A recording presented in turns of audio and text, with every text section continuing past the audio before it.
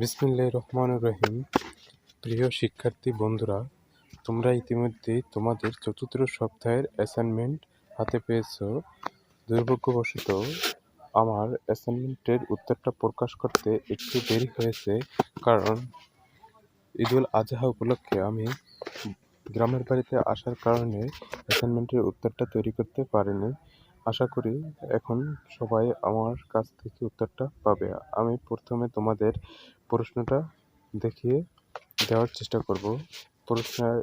এক নজরে প্রশ্নটা দেখে নিয়ে যাক। নির্দেশনা, সংকেত, ধাপ, পরিধি। 1. বিদ্রোহী কবিতায় কবি নিজেকে যে যে রূপে উপস্থাপন করেছেন তা খুঁজে বের করা। 2. কবিতায় যেসব ঐতিহ্য পূরণের ব্যবহার করা হয়েছে তা উল্লেখ করা। 3. কবির বিদ্রোহী সত্তা সমাজের যেসব আমর বিদ্রোহ কথা বলে সেগুলো চিহ্নিত করা।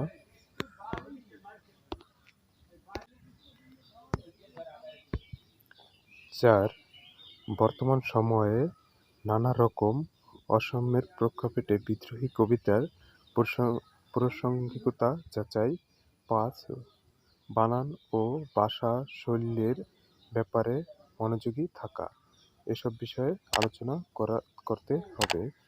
তো আমি তোমাদের সরাসরি উত্তর পর্বে নিয়ে যাব। বিদ্রোহী কবিতার আলোকে কবির বিদ্রোহী সত্তা স্বরূপ নির্ধারণ। 1. বিদ্রোহী কবিতায় কবি নিজেকে যে যে রূপে উপস্থাপন করেছেন। বিদ্রোহী কবিতায় নজরুলের বিদ্রোহী চেতনা প্রকাশ ঘটেছে। ভারতীয় এবং পশ্চিম এশিয়ার পুরাণ ও ইতিহাসের আদর থেকে শক্তি সঞ্চয় করে নজরুল এখন প্রবল বিদ্রোহী উচ্চারণ করেছে। নজরুল বিদ্রোহ করেছেন ঔপন্যাসিক শক্তির বিরুদ্ধে, সাম্প্রদায়িক শক্তির বিরুদ্ধে, শৃঙ্খলপাড়া অমৃত্যুর বিরুদ্ধে। এই কবিতা রচনার জন্য নজরুল বিদ্রোহী কবির আখ্যা পেয়েছেন। এখানে নজরুল তার বিদ্রোহকে সত্য করেও আমি প্রতীকে ব্যঞ্জনাময় করেছেন এবং নিজেকে অজয় বলে উপলব্ধি করেছেন। তাতেই বিদ্রোহী আত্মাশক্তিকে উদ্বোধিত করার লক্ষ্যে প্রথমেই কবির সরব ঘোষণা, বলবীর বল উন্নত মমশির।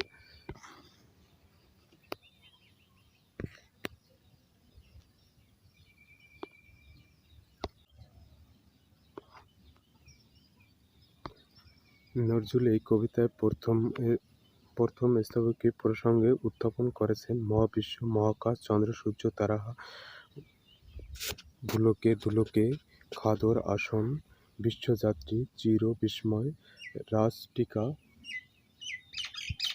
রুদ্র ভগবান। তার দীপ্ত যশস্বী কথা বক্তব্যের আত্মবর্ণিত অনুক্রম অনুযায়ী কবিতাটি মোটেও 10টি স্তবকে ভাগ করা যায়। প্রথম স্তবকে আমি শক্তিময়, পাশাপাশি বিজয়ের প্রত্যয় নন্দিত, আর এই বিজয়ের জন্য প্রয়োজন আঘাতই করি আমি ধ্বংসাত্মক রূপ, যা কবিতায় 11 থেকে 27 পণ্ডিত পর্যন্ত বর্ণিত। আমি বঞ্চনা গণ্যি, আমি পথ সম্মুখে যাহা পাই যা চূর্ণী, শক্তির উদাহরণ ও সংগ্রহ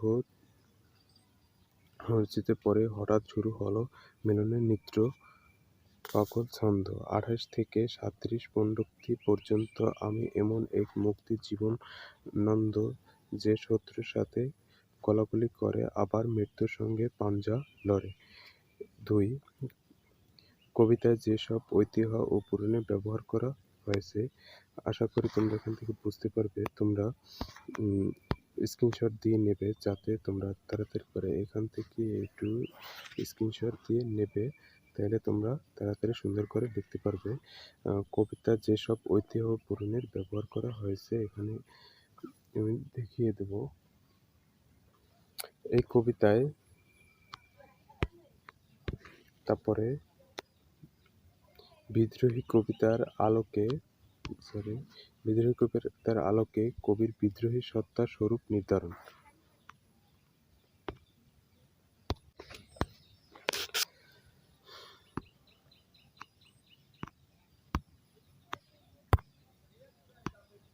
প্রজা কল্যাণার্থে পৃথু পৃথিবীকে বশ করেন।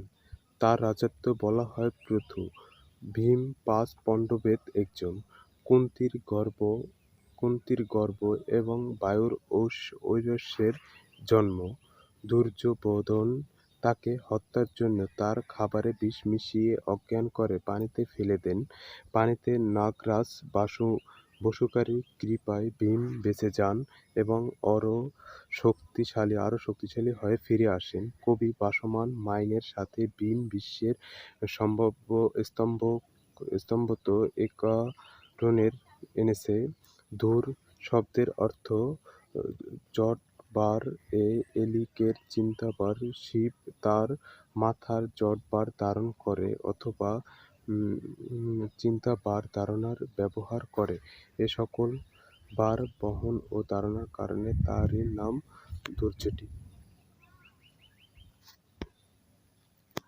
তারপরে যুগল কন্যার সমুদ্র স্তম্ভে উল্লেখিত কোশ্চেন এখান থেকে তোমরা স্ক্রিনশট নিয়ে নেবে। ৩. সমাজের অসাম্যের বিরুদ্ধে কবির বিদ্রোহ সত্তা। কবি কাজী নজরুল ইসলাম কবির চিত্তে বিদ্রোহী চেতনা প্রকাশ পেয়েছে। তিনি পরাধীনতা শৃঙ্খল ভেঙে ঘুমন্ত দেশ ও জাতিকে মুক্ত করার জন্য নিজে যেমন বিদ্রোহ ঘোষণা করেছেন, তেমনি জাতিকে জাগিয়ে তুলতে প্রয়াস পেয়েছেন।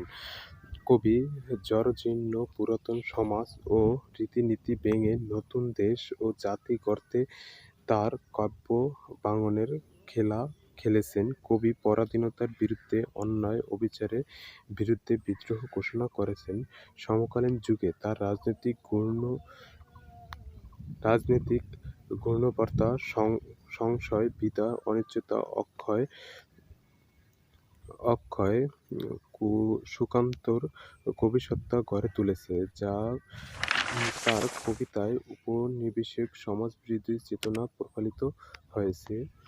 তারপরে ৪ নম্বর আমরা দেখব। ৪ নম্বরটা তোমরা স্ক্রিনশট দিয়ে নেবে। আমি বেশি করতে গেলে আমার ভিডিওটা আরও বড় হয়ে যাবে এবং তোমরা বিরক্ত অনুভব করবে।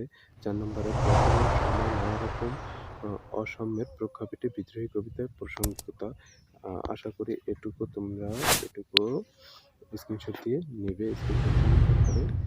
লিখবে বিদ্রোহী কবিতার আলোকে কবির বিদ্রোহী সত্তার স্বরূপ নির্ধারণ। এটা শেষ স্টেপ।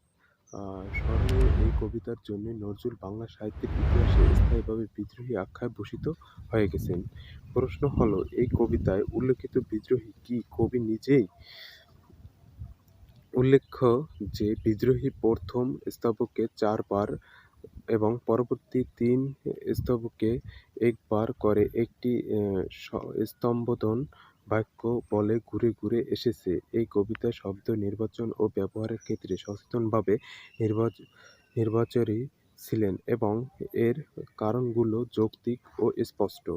এই কবিতাটি বাঙালি আত্মা জাগরণের মূলমন্ত্র হিসেবে প্রতিষ্ঠা পেয়ে যা এবং বুদ্ধিভিত্তিক শ্রেণী বাঙালি আবেগ জায়গায় তীব্র আঘাত দেয়। এভাবে একটি জাতির বিরুদ্ধে আবেগ আত্মীয়করণ করে কবিতাটি হয়ে ওঠে জাতির আত্মা জাগরণের মন্ত্র। আশা করি তোমরা অ্যাসাইনমেন্টটি বুঝতে পারছো। যারা বুঝতে না পারো তারা আমার সাথে কমেন্টে যোগাযোগ করো এবং কোনো ভুল ত্রুটি হলে কমেন্ট করো, আমি পরবর্তীতে সংশোধন করার চেষ্টা করব। যারা এখন আমার চ্যানেলটি সাবস্ক্রাইব করোনি, এখনই সাবস্ক্রাইব করে নাও এবং আমার পাশে থাকো।